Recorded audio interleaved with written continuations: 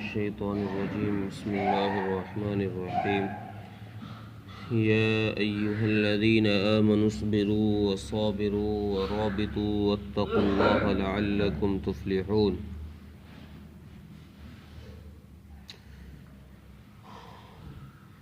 یہ آیت سورہ آل عمران کی آخری آیت ہے اور گویا پوری سورت کا خلاصہ اللہ تبارک و تعالیٰ نے اس آیت میں بیان فرمایا ہے، کیونکہ اس آیت میں 3 چیزوں کا اللہ نے حکم دیا ہے۔ چوتھی چیز وہ تقوی ہے جو ان تینوں کے ساتھ ضروری ہے۔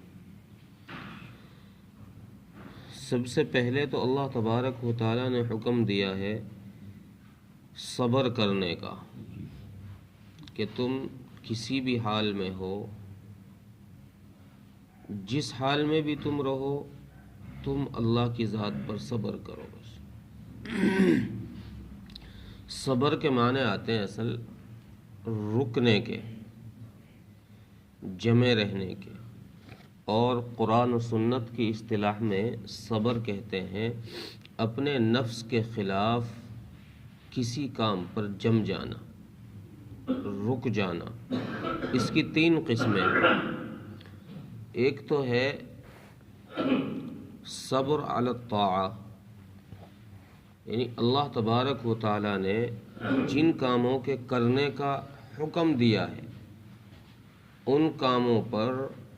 جمے رہنا، ان کاموں کو کرنا کسی چیز کی پرواہ کیے بغیر۔ کوئی بھی موسم ہو، کیسا ہی بھی حال ہو، اللہ تبارک و تعالیٰ نے جو احکامات کرنے کے لیے کہے ہیں، نماز، روزہ، حج، زکوٰۃ، جن کاموں کا کرنے کا اللہ نے حکم دیا ہے ان کو ہر حال میں ہی کرنا ہے، اس کا نام صبر ہے۔ دوسری صبر کی قسم ہے صبر علی المعصیہ، جن کاموں سے اللہ اور اس کے رسول نے ہمیں روکا ہے کہ بھئی یہ کام نہیں کرنے، یہ غلط ہیں، یہ غلط ہیں، یہ غلط ہیں، ان کاموں سے اپنے آپے کو بچا کر رکھنا۔ اور تیسری چیز ہے صبر علی المصیبہ، کہ پریشانیوں پر، مصیبت پر صبر کرنا اور یہ سوچ کر ان پر جمے رہنا کہ یہ میرے اللہ کی طرف سے ہے۔ جو بھی تکلیف آ رہی ہے، جو بھی پریشانی آ رہی ہے، اس کو یہ سمجھ کر برداشت کر جانا کہ یہ میرے اللہ کی طرف سے ہے، اس میں میرے لیے کوئی خیر ہے، میرے لیے کوئی بھلائی ہے۔ چونکہ اللہ تبارک و تعالی کسی بندے پر کوئی پریشانی اور تکلیف کبھی بھی اپنی ذاتی دشمنی کی وجہ سے نہیں ڈالتے۔ اللہ کو کسی بندے کے ساتھ کوئی ذاتی دشمنی نہیں ہے کہ بھئی چلو یہ تو نیک ہے اور یہ بد ہے، اس نیک پر تو رحمت نازل کر دو، اس برے پر عذاب بھیج دو۔ کبھی ذاتی دشمنی کی وجہ سے اللہ تبارک و تعالی کسی بندے پر کوئی پریشانی، کوئی تکلیف نہیں بھیجتا۔ ہاں البتہ کبھی تو اس کے گناہوں کو معاف کرنے کے لیے اللہ تبارک و تعالی کوئی پریشانی، کوئی تکلیف بھیج دیتے ہیں۔ کبھی بندے کے درجات بڑھانے کے لیے وہ بندہ اتنے عمل نہیں کر پاتا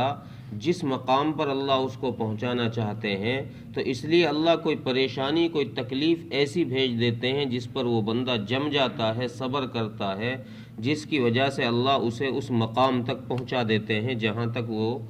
پہنچنا چاہیے تھا۔ دوسری چیز کا جو یہاں آیت میں حکم دیا وہ ہے وَصَابِرُوا، جنگ کی تیاری کرنا۔ جنگ کے حالات میں جب جنگ ہو رہی ہو، مقاتلہ ہو رہا ہو، تو اس مقاتلے میں، اس مقابلے میں اپنے آپے کو جمع کر رکھنا، یہ بھی بہت بڑی چیز ہے۔ اور تیسری چیز کا حکم فرمایا وَرَابِطُوا، رابطو کہتے ہیں اسلامی سرحدوں پر حفاظتی دستے کو، اسلامی سرحدوں پر حفاظت کے لیے جو شخص پہرے داری کرے اس کو رباط کہتے ہیں، اور یہ ایک ایسا عمل ہے اسلام میں جس کی رسول اکرم صلی اللہ علیہ وسلم نے بہت فضیلتیں احادیث میں بیان فرمائی، بڑی فضیلتیں اس عمل کی ذکر کی گئی ہیں۔ حدیث میں آتا ہے کہ جو شخص ایک دن کا رباط کر لے اللہ کے راستے میں، یعنی ایک دن اللہ کے راستے میں وہ سرحد کی پہرے داری کر لے، خواہ جنگ ہو نہ ہو، صرف پہرے داری کرے، تو یہ دنیا و ما فیہا سے بہتر ہے۔ اور ایک دوسری حدیث میں ہے کہ ایک دن رات کا رباط، ایک دن اور ایک رات کا رباط یعنی اسلامی سرحد پر پہرے داری، یہ ایک مہینے کے روزوں سے افضل ہے۔ اور ایک روایت میں ہے کہ ایک دن رات کا رباط، پہرے داری اللہ کے راستے میں، یہ رمضان کے علاوہ غیر رمضان کے ساری زندگی کے روزوں سے افضل ہے۔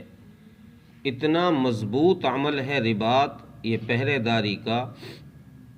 کہ اور ایک حدیث میں رسول اللہ صلی اللہ علیہ وسلم نے ارشاد فرمایا کہ انسان کے مرنے پر اس کا ہر عمل منقطع ہو جاتا ہے، حتیٰ کہ صدقہ جاریہ والا شخص بھی، جس نے کوئی ایسا عمل کیا ہو جس پر صدقہ جاریہ کا ثواب اسے مل رہا ہو، تو اس کا عمل بھی ایک وقت پر جا کر منقطع ہو جاتا ہے، چونکہ اس نے کوئی کتاب ہدیہ کر دی کسی کو، تو اس کتاب کا ثواب اس وقت تک ہی اسے ملے گا جب تک اس کتاب سے وہ کوئی فائدہ اٹھائے گا، پڑھے گا۔ جب وہ کتاب ختم ہو گئی یا اس سے فائدہ اٹھانا بند کر دیا تو اس کا ثواب بھی بند ہو گیا۔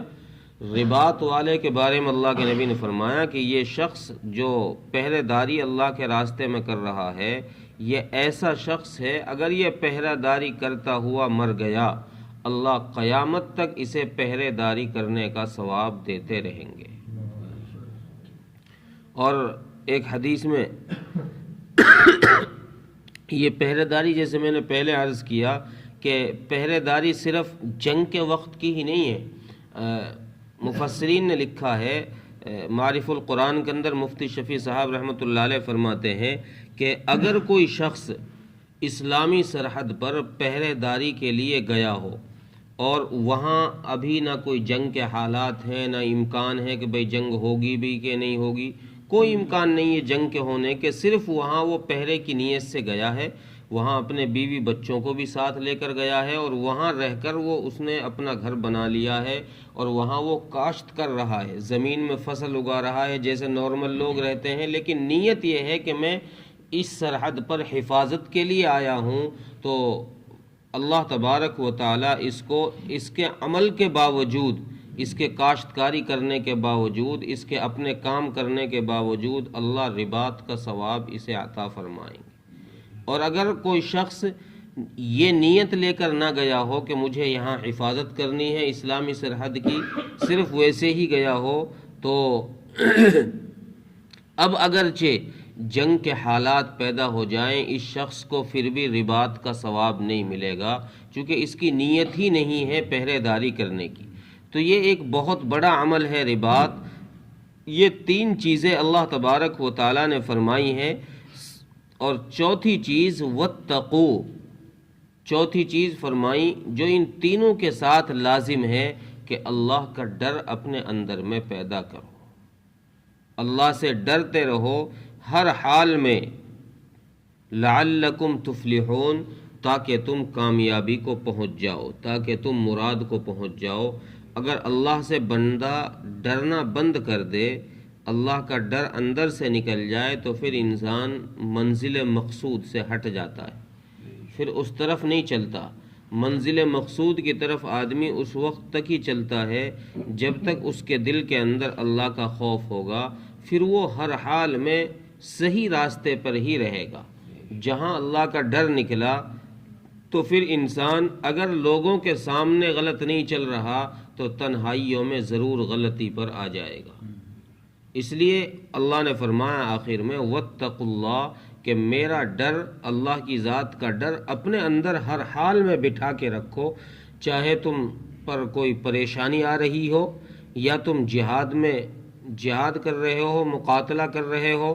یا پھر تم اسلامی سرحدوں پر حفاظت کے لیے پہرے داری کا کام کر رہے ہو، جس حال میں بھی تم ہو، تمہارے اندر میں اللہ کا ڈر ہونا ضروری ہے، تبھی تم کامیاب ہوگے۔ اگر اللہ کا ڈر نکل گیا تو پھر یہ تینوں عمل بیکار ہیں، پھر ان میں بھی گڑبڑ پیدا ہو جائے گی۔ اس لیے اللہ تبارک و تعالیٰ نے سورہ آل عمران کے آخر میں یہ 3 حکم مسلمانوں کو دیے۔ ترجمہ دیکھیں، یا ایھا الذین آمنوا اصبروا وصابروا ورابطوا، اے ایمان والو صبر کرو اور وصابروا جمے رہو، ورابطوا اور لگے رہو، واتقوا اللہ لعلکم تفلحون اور اللہ سے ڈرو تاکہ تم کامیابی کو پہنچ جاؤ۔ اللہ تعالیٰ مجھ کو توفیق عطا